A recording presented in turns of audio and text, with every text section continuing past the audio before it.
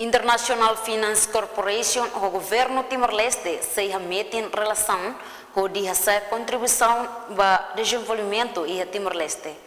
Questão nem a Tohusi Country Manager International Finance Corporation, Randall Riorpley, ba jornalista banhira remata sormalo presidente e Palácio Quinta ne hateten, o hinhalo encontro se festado, colia conaba o insa hametin dia cliutang relação raironian.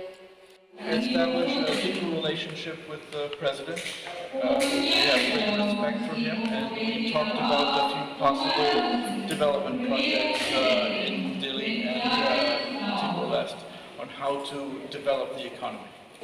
Ni hatutan ia encontro ne discutimos com o projeto balu nebe maclau hela. Nomos perspectiva para desenvolvimento tinham lima tuirmai. Além de ne discutimos com o Porto Dili, nomos indústria marítima.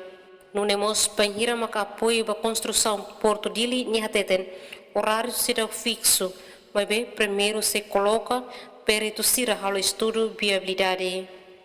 Entretanto, em encontro ne presidente da República José Ramos Horta ato bem-vindo nebe makbote para a equipa ne inclui Banco Mundial nomos EDB.